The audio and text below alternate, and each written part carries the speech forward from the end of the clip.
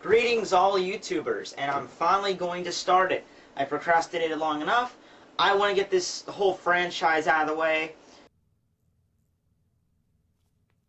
Not much has changed, really, you know? Like, I think the most substantial change in my life since then is the fact that that TV is now a flat screen that I have right here. Other than that, you know, I do miss those pants. You know, those are my Xbox pajama pants. I had those things for like 5 years. They were the comfiest pair of pajama pants you've ever had in your life. I don't give a shit. They were amazing, and they eventually got so many holes in them I had to throw them out. But man, I miss those pants.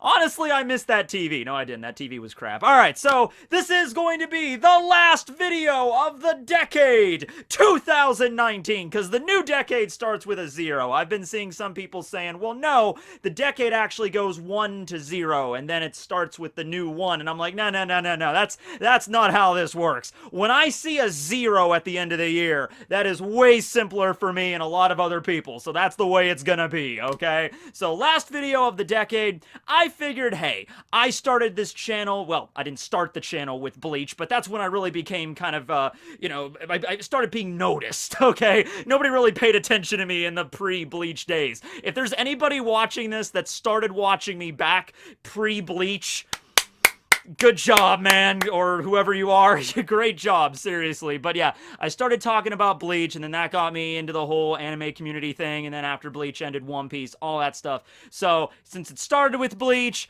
I'm gonna be ending it with Bleach, alright? And so today, we're gonna be talking about the main character, Ichigo Kurasaki's Zanpaktou, ZANGETSU! Or Slaying Moon, which, okay, Slaying Moon, pretty cool, but ZANGETSU, it starts with a Z. Wherever I'm putting the Z, it starts with a Z and it ends with a Z, alright? They're both Z's. Z, already, you're off to a great start. It's the coolest letter, alright? I remember very vividly watching Toonami, watching well, I guess it wouldn't have been Toonami quite back then on Adult Swim, but I remember watching Adult Swim back when Ichigo first awakened his Zanpaktou, and he's sitting there, and he calls it Zangetsu, and I'm like, alright. When it comes to a main character's, you know, sword, what the name's gonna be, starts with a Z, I'm with you. I had no idea what it meant back then, but starts with a Z, I'm fine with that. Alright, so now I think everybody is aware that Ichigo's sword, you know, it goes through a lot more forms than it has techniques, okay? So if you're expecting something a little bit crazy over the top here, a sword that has like a boatload of moves like stored in it, like, you know, Zangetsu Form 3, you know, or something like that. Well, no, he kind of does have like different forms, you know, but it's not really anything he can switch back and forth. He goes through like 3 different shikais, 3 different bankais, technically 4 different bankais if you want to include Dangai Ichigo's bankai, because that changed his sword up just a little bit. But no, he had like his original shikai, his Fullbring shikai, his fully realized shikai, the dual blades that we see in the last arc, which by the way are very, very heavy to lift, which they're not exactly to scale. This one kind of is. This one, his larger one. This one is more like a trench knife, not a trench knife. That's more of his Fullbring, but like a Bowie knife kind of deal in the manga. It's a lot larger here. They're about equal in size there. A fan actually sent me these for my birthday one year, so these are pretty cool. But no, yeah, so he goes through that. We got, you know, his original bankai, we got his Fullbring bankai, we got his Dangai bankai, and then we get, his, final bankai that is used against Yuha, which Yuha immediately almost destroys, but then Tsukishima restores with the power of memories. It was the last, like, 6 chapters of Bleach. Don't try to explain it. It's just like, yeah, Tsukishima's here. Yeah, your blade's fine. And then Orihime fixes it. He's like, alright. And even with the... I hate to start off the video with, like, the final form of his bankai. You know, I was gonna go through these, you know, like, in the continuity of the story, you know, start off with his original shikai, but no. So, Ichigo's last bankai, just a question, the one that looks like this. Sometimes it looks like this, but most of the time it looks like this, okay? So... this white part that you see on the blade, we find out later that's kind of just a very elaborate scabbard. Like, you can remove it, you know, because when Ichigo goes for that final hit against Yuha, the final attack of the final move in the story, when he's like, Yuha! And, like, it shatters apart, and it's just like a regular sword underneath that looks remarkably like his shikai, like his original shikai. Like it's pretty much supposed to be looking the same. And this is further elaborated upon because Yuha had that dream where he witnessed himself being cut down by Ichigo's original shikai, and the dream comes to fruition. I feel like that in particular was something that Kubo really wanted to elaborate on more, you know, like the nature of Ichigo's bankai, and why does his final realized bankai look like his, like, limited shikai from the beginning of the series. I feel like Kubo was trying to do like a we end at the beginning sort of thing, you know, which is like this was his first, you know, form that he awakened his shikai back when he was training with Uehara before he went to the Soul Society, and we ended out with that same one. And also, like, if you're talking about Ichigo swords, this one is probably the most iconic. I mean, I like his Fullbring sword design. It has like a more curved thing to it. I like his Fullbring bankai. It has like a bunch of jagged edges on the bankai blade. I like all that. I really do. I love Ichigo's dual-bladed sword, but when it comes to people that grew up with Bleach, you know, especially in America, because Bleach has a huge fan following in America, in the States, you know, watching it on Adult Swim and seeing him release his sword for the first time, even if it wasn't like a fully realized shikai, that right there is like what a lot of people think of when you think of Ichigo's shikai, Ichigo's sword. You know, even somebody that doesn't necessarily even watch Bleach, you know, what does the main character of Bleach's sword look like? You could just take a piece of paper and just draw like this, you know, it's not even that hard to draw. So yeah, there you go there. But so yeah, was Ichigo's final bankai just his original shikai? Was that all it was? You know, because Ichigo's never been much with multiple techniques locked in a sword. It's, you know, he's a straight up fighter. I mean, that's what he does. He doesn't need all these crazy techniques like Kido involved and everything. He gets close up and personal and then just slashes away at the enemy. He's really good with that. His bankai is unique because it kind of gives him augmentations to his physical base stats, as well as giving him a sword that's like super sharp, makes him a lot faster, you know, more durable and things like that, because the cloak he's wearing is literally part of his bankai. He's literally cloaking himself with his Ryatsu, okay?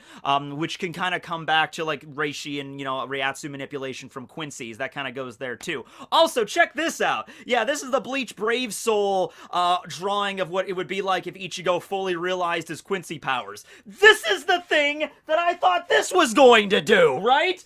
Like, come on now. I'm going to be very, very careful with how I handle these. I'm going to back up in a second just to give me more room to work with. But okay, don't worry, guys. I am a professional. But no, seriously, like, when Ichigo awoke this realized shikai at the Soul Palace, and it's like, this is what they look like, and I'm like, all right, so we could do something cool with that. Like, there's a slot right here in the sword. These are very heavy. But it's just like, who else thought Ichigo was going to pull something like this? You know? Like, put one blade through the other blade and like a crossbow or something, and just, oh, those are heavy. Just like a crossbow or something, and pew, and just fire this one straight through the enemy or something. Am I the only one that thought that? Because I thought that's what the direction that Kubo was gonna go with it, right? But this is pretty cool too, that we get to see Ichigo using a bow. All right. So, yeah. So at the very beginning, though, at the very, very beginning, before we even get to the Shikai, we get Ichigo's sealed sword, alright? Also something that's pretty damn iconic when it comes to Bleach, alright? Even though he only used it during the Substitute arc, we don't even get to see this anymore throughout the entire story. You know, Ichigo just has a giant katana, and so he also has like an equally large scabbard or sheath on his back that's like strapped with like the buckle and everything. Remember, I think honestly the reason that Kubo changed that was because maybe Kubo was tired of drawing that really elaborate, like, you know, like he had to draw the straps and like the belts and the hooks and everything that kept Ichigo's scabbard on his back, and when he got into his Shikai, it just changed to like a string of red beads, which works because he's wearing a black Shihakusho. So the black Shihakusho and the red beads that are there just kind of, and then just wrapping the shikai in a cloth and just keeping it in a constant shikai release. I think that was one part on Kubo's end of things, just to make things simpler when drawing it, so he doesn't have to go with the whole belt buckle and everything, and he also doesn't have to do everything with like drawing the elaborate sword, you know, sealing, unsealing, sealing, unsealing. Kubo's just like, you know what? He's the main character, and it's relevant to the story later on, why Ichigo has like a constant release type. So he's like, I'm just gonna keep it like that, alright? And I think it works, you know, the giant meat cleaver sort of deal right there. So, we thought at the moment that when Ichigo was training with Uehara and he was going under his Hollow transformation, we figured, oh, okay, that's where Hollow Ichigo was, quote unquote, born. All right, so you got Ichigo having Shinigami powers plus Hollow powers that are completely separate, and then later on you find out that he's a Quincy, so he's got Quincy powers. This leads to diagrams like this, where it's like, all right, for a guy that only has one main technique that he constantly spams, there's a lot of stuff going on here, right? So at the final arc of Bleach, though, and we learn about the past with Isshin and Masaki and the Hollow known as White, we find out what really happened there, okay? So, saying that Ichigo has, like, Shinigami powers that are completely separate and Hollow powers that are completely separate and they're, like, mingling, like at odds with each other, that's not really accurate. What happened was, because Masaki was attacked by the Hollow known as White, which was one of the creations by Aizen back in the day, right, before Aizen, betrayed the Soul Society and everything when he was just doing his little experiments there. Masaki was attacked by that thing. Isshin had to go into her soul to kind of like quell the Hollow and like stabilize her soul. So that's basically tethering Isshin's Shinigami powers to Masaki, okay? When Masaki had a child, her first child, Ichigo, he sort of got this weird blend. So it's not separate Hollow powers, separate Shinigami powers. They're mixed into one from his birth, okay? So his Shinigami and Hollow powers are one and the same. All right, which means that the character we previously knew as Hollow Ichigo is not actually, it is a representation of his Hollow powers, but it represents his Shinigami powers as well. So his true Shinigami Zanpaktou spirit is in fact Shiro, or, White Ichigo, whatever you want to call him, right? Hollow Ichigo, whatever his name is. I have no name! I love it. You know what? One of my favorite scenes involving Hollow Ichigo wasn't even in the canon. It was when he was fighting against that Bount in the Bount arc. Go Koga, that was it. When Go Koga summons Dalk and they're in that construction yard or whatever, and Ichigo just gets beat the crap out of by Dalk, and then Hollow Ichigo comes out, and it's just like, you want to know who I am? I have no name. And I love the voice, and it's just crazy. Johnny Young Bosch does an amazing job, especially when going all balls wild with Hollow Ichigo, right? Well, anyway, yeah. So they're the one and the same being. And we kind of know this because every single time Ichigo's like in his bankai, and he's getting beaten down by Byakuya or Grimmjow or whatever, or Ukiura, who comes and saves him? It's Hollow Ichigo that comes to the rescue with like a Berserker Hollow mode or something, or when he was fighting against Byakuya and he had the mask, or when he was fighting Ukiura and he went all boss mode, Uber Jedi, Vasto Lorde Hollow mode. Yeah, that's the canon name for that, by the way. Yeah, it's the Hollow that came and saved him. Now, every now and then, Zangetsu would save him, like in his fight with Kenpachi, he used the Quincy's shadow and also the Blut Vina to stop the bleeding that he was experiencing, but it was stated by Hollow Ichigo himself the first time we meet Hollow Ichigo after the fight, well, during the fight with Kenpachi, when Ichigo goes into his inner world, he fights his Hollow self a little bit, and then after Ichigo leaves and goes back to the fight against Kenpachi, there's that back and forth between Zangetsu and Hollow Ichigo, where, he's like, you better watch over him, Zangetsu, because someday that power will be mine, indicating that, yeah, at that moment, the Quincy in Ichigo was the one that was kind of ruling over things. Because Quincy's have a disdain for not just Shinigami, but also Hollows. Hollows are basically the equal and opposite reaction to Quincy's. Hollows are like toxic to Quincy's, okay? So because of that, Zangetsu did not want Ichigo to fight. He didn't want to fight as a Shinigami and stuff. So that's why he kind of limited his powers as best as he could. But eventually Ichigo's powers just got to the point, his Hollow and Shinigami powers just grew and swelled to the point where like he could no longer contain them.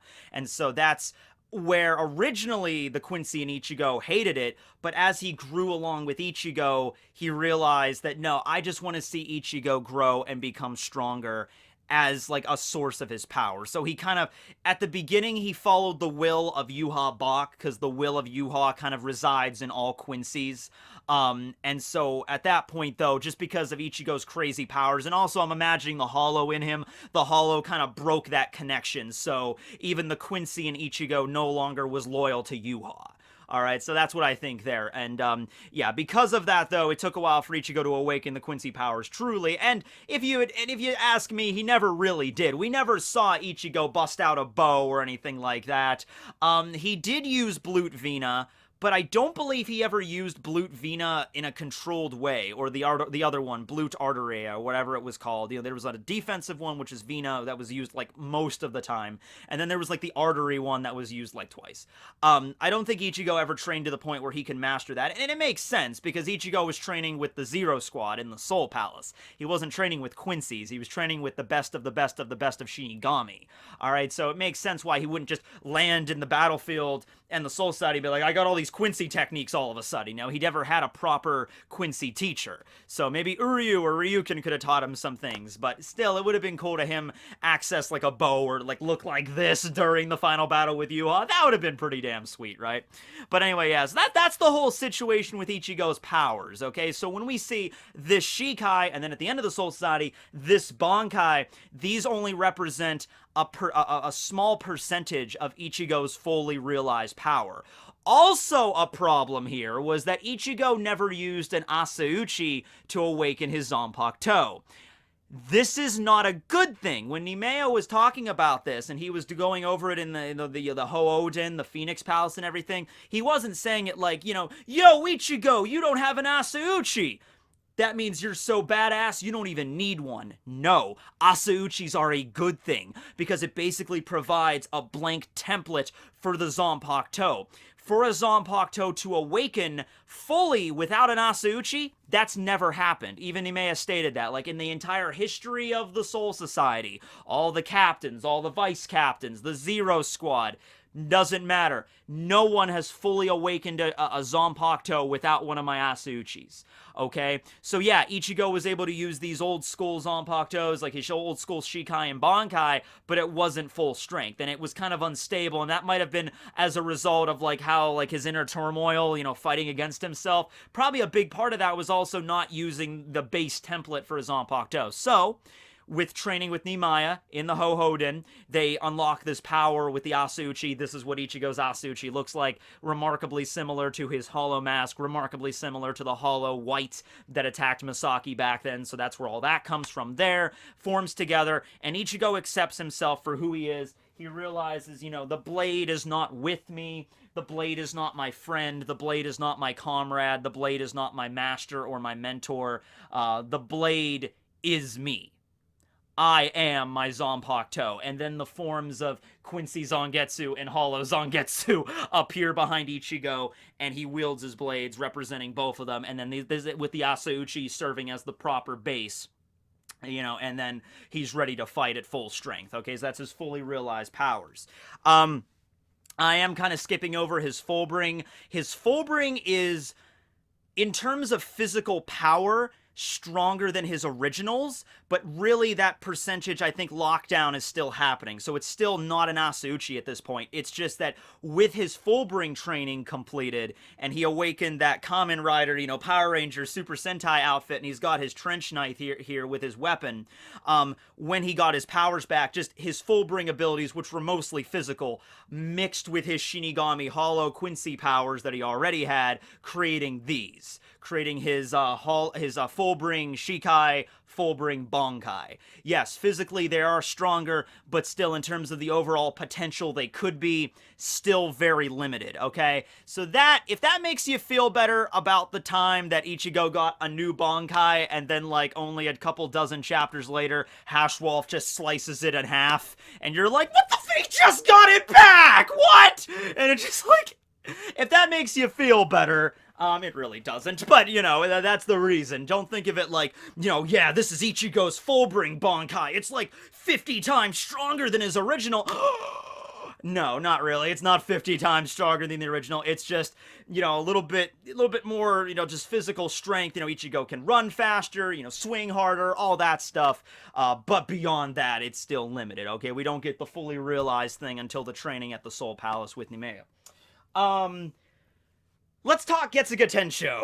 Okay, Getsuga Tensho. Why? Let me ask you a question. Why the hell do you need a multitude of techniques in your toolbox? Why do you need an ability that can attack, and an ability that can defend, an ability that can support, an ability that can heal, an ability that can restrain your opponent? Why do you need all that crap when you have a big-ass energy blast? I'm waiting for an explanation. Barry, do you got an explanation for that? No, Barry himself is just like, no, man, I don't. Why do you need that, really? Just, he swings his sword, giant F-off energy blast, just boom! That's all you need. That's all you need. When he is in his shikai, it's blue. When he goes into his bankai, it's black with a red finish on the end of it. Looks badass to me, that's all I need, right? Right, so Getsuga Tensho, it just means Moonfang Heaven Piercer. Yes, Moonfang Heaven Piercer, Getsuga Tensho. And yeah, the way that Ichigo describes it is that when he kind of like reels back with Zangetsu, it kind of just charges up with his power, his Ryatsu, and then he just swings it and it just amplifies it and discharges it at once. We've seen him charge it up a little bit, so, you know, Getsuga is just a little bit, and then we've seen it use it like when he was training with Uehara, or when he used it at Sokyoku Hill and it like sliced the whole hill in half, so he can like reel it back and like there's a charging aspect to this, and then he releases it. It's a little bit more difficult to master while in Bankai, but he can kind of like control the path of it a little bit. It's a lot more like demonic, like an aura shooting off of him that Ichigo can kind of control and like twist it around. Although we really only saw... Honestly, we saw Hollow Ichigo handling the sword a lot cooler. Because Hollow Ichigo, you know, he's doing the thing with the shikai, like spinning it around on the cloth, and Ichigo, I think, uses that once. When it's Sokyoku, he spins it around and then launches it in, and then that's it. He never really used the cloth spin again. When we get his bankai, Hollow Ichigo takes the bankai chain and is like twirling it around with the chain. This is an Ichigo bankai umbrella, but still it gets the point across, right? So yeah, we got that. That's cool. But Ichigo doesn't really. He's like, okay, yeah, that's a pretty cool thing. I can spin it around on the chain, but really, I just want to use it to hit things, right? So in the final arc, though, Ichigo finally gets a new technique, which is like a moment. Now, he has used things like Seros before, but never consciously. During the fight with Ukiura, he used his Getsuga Tensho with his bankai, except instead of discharging the attack, he just kept the sword charged up, so the Getsuga was like attached to it to just once again augment his strength. So he's being clever with it, but we never really got anything crazy beyond that until the final arc when we got a new name technique, Getsuga Jujisho. And all it is really is like, honestly, I hesitate to call it a new technique. All he's doing is just, he has two swords now, so he's just like, Getsuga from the first one, Getsuga from the second. Vertical, horizontal, and it makes a cross shape. So it's just him realizing his full power shikai, so the Getsuga's already gonna get a boost from that. And then he's just stacking one on top of the other. So it's just a fully realized Getsuga Tensho times 2! That's all it is. But Getsuga Jujisho, at least he named it something else, okay? And then during the final battle with Yuha, he awakens and his full powers with Shinigami and Hollow melding together in the perfect form. This. And then he uses his Gran Rei Sero Getsuga. Gran Rei Getsuga. He takes his blood, mixes it with the Getsuga, adds a Sero in there, just makes a big Getsuga Sero blood smoothie. Just... and then just fires that off at Yuha, and Yuha, I'll tell you what, it hits him, and he just grabs it and kind of shatters it, and doesn't really have a lot of serious damage. But it was a different technique. I mean, really, it just looks the same, it just has hollow properties in it.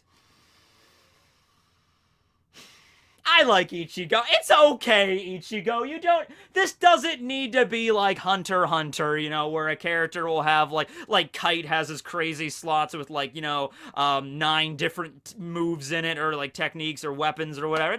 This doesn't need to be like that, alright? Ichigo's a straight-up fighter. You know, we have other Zanpaktous in the story, like Mayuri's Ashisoki Jizo, Uehara's Benehime, you know, Shinji's Sakanade. We have other other Zanpaktos that include these more complicated abilities that you kind of have to be tactical when utilizing them in battle. And then you got more simple ones. You got Soiphone's bankai, which is just a giant missile launcher, right? You got Marechio's, which is just a spike ball. And then you got Ichigo's, which are just really cool swords that can fire Kamehamehas. That's all you need, okay? I'm gonna put this back so I don't accidentally slice my monitor in half, okay? So anyway, yeah, that's Zangetsu. I hope this was informative in some way, shape, or form. Oh yeah, Dangai Ichigo, I forgot to talk about that. So in terms of the appearance, all that really happened was the kanji for full, which it does resemble something else, but I'm not going to say it here, you know, but yeah, the kanji there, it just, like, expands outwards, and then the sword itself kind of melds with Ichigo's hand, and that goes along with Aizen's speech about how, you know, the next level of evolution, you know, if the Shinigami are two-dimensional, and we're three-dimensional beings above them, or where Zanpaktos are melding with us, becoming one with our beings, okay, so that's why maybe Ichigo's is, like, melding with his arm, but we don't get to see that form ever again, so yeah, but it's a different design, alright? It's just he doesn't use it very much. Oh yeah, and then the final Getsuga Tensho itself, I guess I could talk about that. Yeah. Nah. Okay, I'm just screwing with you. Of course I'm talking about Mugetsu and the final Getsuga Tensho. He's like, yeah, I'm just gonna talk about Zangetsu. Nah, I don't need to mention the final. Honestly, you know, thinking back on it now, would you have rather preferred the final Getsuga Tensho to be used against Yuha rather than Aizen? Just because it's like, Ichigo uses, like, this is the final Getsuga Tensho. Once I use this, all of my Shinigami powers will be burned away. And then he gets them back later, and then he goes into the final arc, and he goes through his real power. I'm just saying you could have made this work for, like, Ichigo, like, especially since we had that whole, like, there was sort of like a B-plot during the final arc that didn't really go anywhere. Remember when Shunsui came to the world of the living and gave the soul tickets to Ichigo's friends like Keigo and Mizuru and everybody, and Tatsuki, like, hey, yeah, Ichigo, after this fight, he might be so godly strong, we might not allow him to come back to the world of the living, so just keep these tickets. That would have actually made more sense now that I think about it, for the final Getsuga, if it was going to be used in the story, to not be revealed until the final arc. And then Ichigo could use up all of his remaining Shinigami powers to slice Yuha in half, and then, because he's the final villain, and then all of his powers go away, which allow him to return to the world living and live in peace and harmony with his friends. And you could have made it maybe nicer, where Rukia could return with a Giga, so they still see Rukia and everything, and then Ichigo spends, like the remainder of his days without it. I mean, you could have even still had, you know, his son be born with Shinigami powers. Like, Ichigo, his fight's done, his battle's over, his son inherited some Shinigami powers, though. You could have still had all that, I'm just saying. But anyway, yeah, so the final Getsuga has to be taught to him by both his Quincy half and his hollow Shinigami halves, okay? So they all work together, they meld, and Ichigo has to fight them, and then when he does, he learns the final Getsuga. How you exactly learn the final Getsuga, I don't know. Kubo just kind of skips over that. I made the mistake at the very end. The technique really is one named move. It's the final Getsuga Tensho, and like a sub-move of that is Mugetsu, Moonless Night, which, damn, that sounds cool. So it basically transforms Ichigo into this Goth Ichigo, which, pretty damn cool with the hair. Alucard would be proud. And then he doesn't even have a sword at this point. Like, his sword disintegrates and becomes that badass body armor in the hair, you know, and then Ichigo just raises up his hand, and then just a black stream of just black just emanates off of his hand, goes right up into the sky, and just Mugetsu, and just brings down the veil of darkness, and just, from what we see, all it really does is just slice Aizen in half vertically, you know, like a sword. It doesn't, like, you know, he's completely covered by darkness, but it's not like Black Coffin where he gets crushed by gravity. It's just, no, it's just a super long, just sword swing that just slices everything for like 5 miles in whatever direction you want. Can you dodge it? That's a question, right? Like, you know, Aizen was kind of full of himself, and he was kind of like, what is this? But could you just kind of like, oh, it's shing, and then you're, could you? I don't know if you could. I made a video about Mugetsu if you want, you know, we go into more detail with that and going into the what ifs and stuff with that if you want to check that out here. But yeah, I mean, at the end of the day, a big part of Bleach's charm is Kubo's artwork. Maybe not necessarily his backgrounds in a lot of senses, but the way he draws the characters and their weapons and their forms. And that was certainly a high point in terms of the artwork, the way Ichigo looks there. That was so badass. But we never see it again, and it's never even brought up again. Isshin apparently had the potential to learn it, so his sword never taught him it, though. You could say it's because Ichigo has Quincy powers, so that's more of like his Let's Steal, his Voltstendig, his final form there.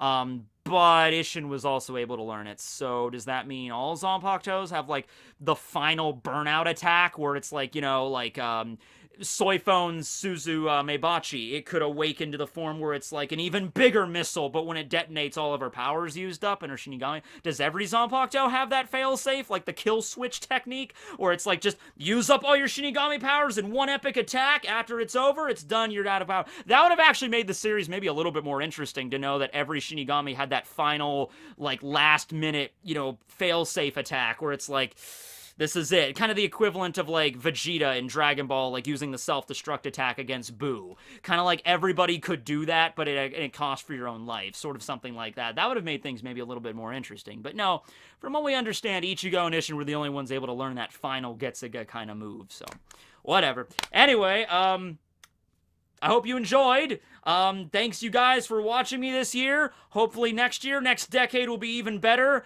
Don't know what I'll be doing this time 10 years from now, but future teching. Just remember one thing. Barry is your friend.